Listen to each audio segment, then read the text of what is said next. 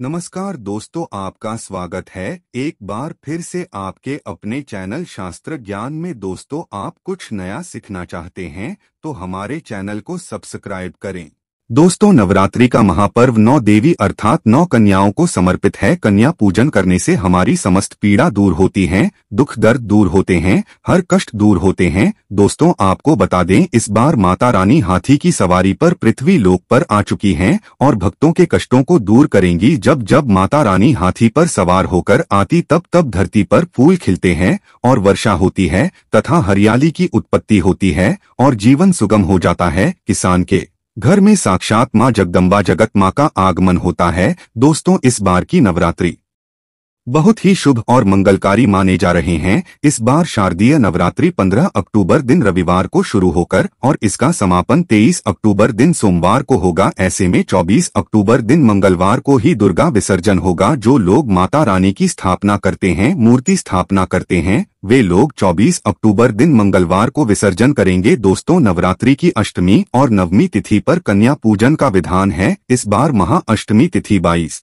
अक्टूबर 2023 यानी कि इस दिन रविवार है और नवमी तिथि 23 अक्टूबर 2023 दिन सोमवार को है। ऐसे में आप अष्टमी और नवमी को इन दोनों तिथियों में कन्या पूजन अवश्य ही करें। कन्याओं को भोजन अवश्य खिलाएं। शास्त्रों में 9 दिनों के नवरात्रि को बहुत ही शुभ और मंगलकारी माना जाता है और वही 8 दिनों के रात्रि को अच्छा नहीं माना जाता। ऐसे में 10 दिनों के नवरात्रि बहुत ही शुभ मानी गई हैं। शास्त्रों के अनुसार नवरात्रि के दिनों में माता रानी का पूजन करने से, कन्या पूजन करने से मां अभय वरदान प्रदान करती है। कुंडली में जो कष्ट होते हैं उन्हें ठीक कर देती है। श्रीधर की तरह ही सच्चे हृदय वाले व्यक्ति के सभी कष्टों का निवारण मां शीघ्र ही करती है। मां की उपासना से विनम्रता का विकास होता है। सभी कष्ट, दरिद्रता, दुख, कष्ट नष्ट हो जाते हैं। माता रानी का व्रत और पूजन किया जाता है, किंतु नवरात्रि के दौरान सबसे ज्यादा महत्व होता है कन्या पूजन का। दोस्तों, कन्या रानी जो होती है फूल की पंखुड़ियों की तरह नाजुक होती है। कन्या के रूप में स्वयं जगदम्बा देवी माता वैष्णो 9 देवियां अर्थात समस्त ब्रह्मांड इनके शरीर के कण कण में वास करते हैं।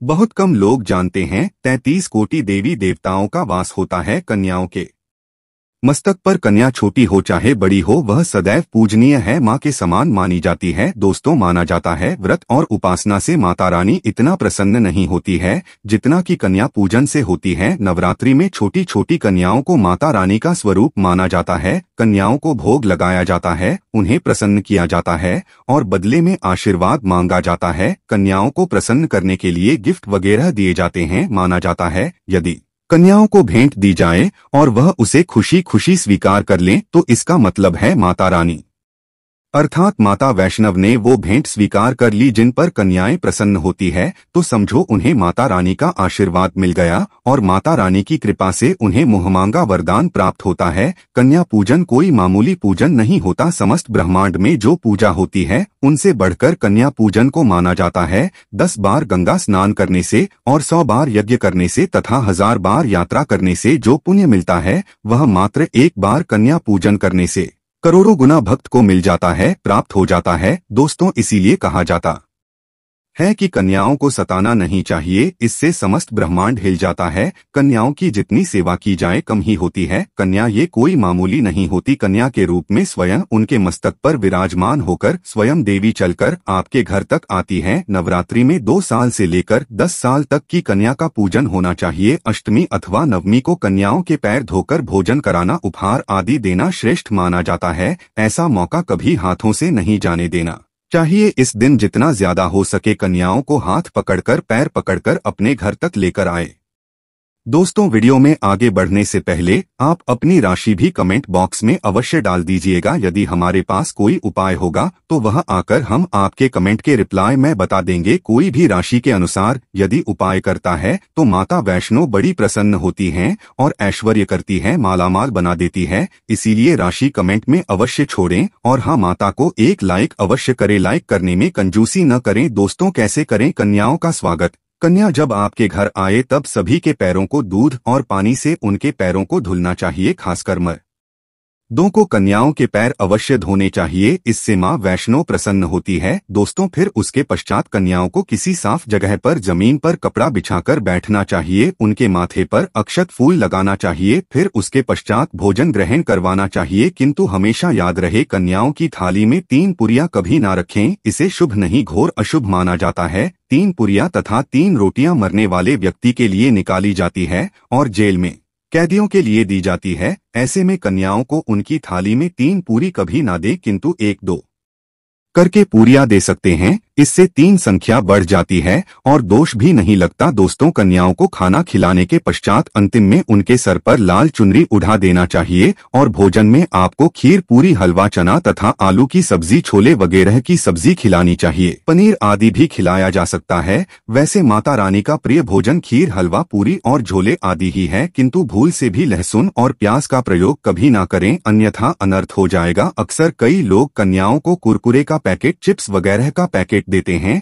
जो कि घोर अनर्थ माना जाता है, क्योंकि इसमें लहसुन, प्याज का प्रयोग होता है, जिसके कारण व्रत खंडित हो सकता है, मां दुर्गा क्रोधित हो सकती है। जहां आपने 9 दिनों तक लहसुन प्याज का परहेज किया, किंतु आपकी एक गलती पूरे व्रत को खंडित कर सकती है। इतना भी नादान नहीं बनना चाहिए कि माता रानी रुष्ट हो जाए और कन्याओं को भी अशुद्ध होना पड़े। कन्याओं को डब्बाबंद कोई भी ऐसी चीज ना खिलाए जिसमें लहसुन प्याज होता है। कई चीज तो ऐसी होती हैं मार्केट में जिसके अंदर लहसुन प्याज का प्रयोग होता है, ऐसा आप कभी मत करना। दोस्तों, कई लोग कन्या पूजन में खाना घर पर नहीं बनाते और रेडीमेड लाकर ही खिलाते हैं तथा दही जलेबी खिलाते हैं, जो कि शुभ नहीं माना जाता। दोस्तों, ऐसा खाना वो लोग खिलाते हैं जिनके घर में मान लीजिए कोई दुर्घटना आदि हो गई है या घर में कोई बीमार है या कोई मुसीबत है, तब वो ऐसा करते हैं। किंतु यदि आप स्वस्थ हैं, आपको कोई पीड़ा नहीं है, तो ऐसा भूल कर भी नहीं करना चाहिए। माता रानी दही जलेबी नहीं, आपके हाथों का बना भोजन खाना चाहती है, आपका प्यार चाहती हैं। फिर चाहे आप घर में एक ही पूरी क्यों ना बनाएं माता के लिए, पर आप स्वयं ही अपने हाथों से माता रानी को भोजन खिलाएं। देखिए, भले ही आप दही जलेबी खिला सकते हैं,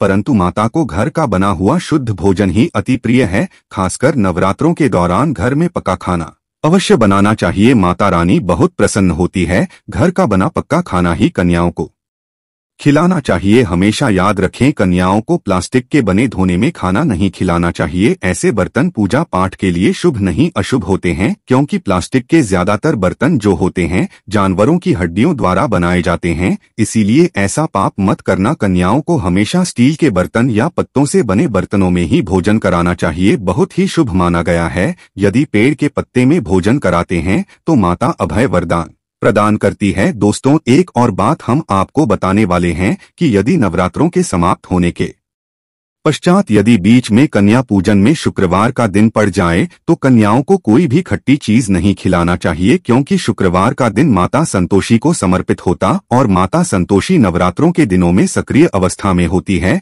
यानी वो भी 9 देवियों के साथ में आपके घर में आती है। इसीलिए कन्याओं को भूलकर भी शुक्रवार का दिन यदि पड़ जाए तो खट्टी चीज घर में नहीं बनाना चाहिए और कन्याओं को भी खट्टी चीज नहीं खिलाना चाहिए। घोर पाप लगेगा, आपका किया कराया सब बर्बाद हो सकता है। खट्टी चीजों से माता संतोषी रूठ सकती है, चिढ़ सकती है, आपको श्राप दे सकती है, इसीलिए नादान ना बने। दोस्तों, भोजन कराने के पश्चात कन्याओं की थाली में एक लौंग जरूर रखना चाहिए, क्योंकि लौंग देवी शक्ति तथा दुर्गा माँ को बहुत प्रिय है। लौंग माता शक्ति का प्रतीक होती है। लौंग में नवदुर्गा का वास होता है। इन 9 दिनों में माता रानी को लौंग का भोग भी लगाया जाता है, तो खाना खाने के पश्चात कन्याओं को लौंग अवश्य अर्पित करें। माता रानी को अमृत से बढ़कर लौंग प्रिय है, इसीलिए कन्याओं को थाली में चुपचाप एक लौंग जरूर रख दें, आपका भाग्य चमक जाएगा। माता आपके जीवन में धन की कोई भी कमी नहीं होने देंगी। दोस्तों, आपको बता दें, कन्याओं को उपहार में क्या दे। कन्याओं को खुश करने के लिए उनकी थाली में दक्षिणा डालें, ताकि आपके घर में संपन्नता बनी रहे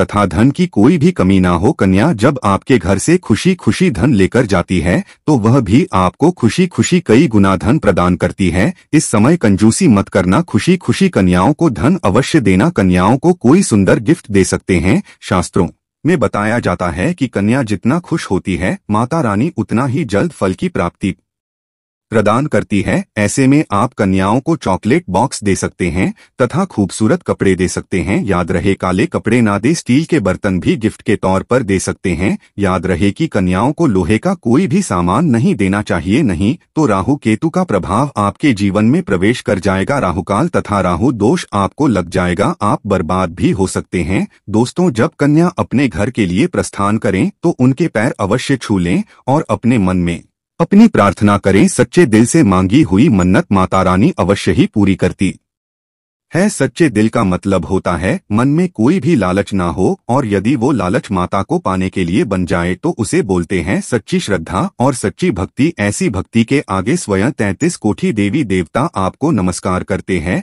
तो दोस्तों, आज की प्रस्तुति में इतना ही। वीडियो को लाइक अवश्य करें। अंत तक बने रहने के लिए धन्यवाद।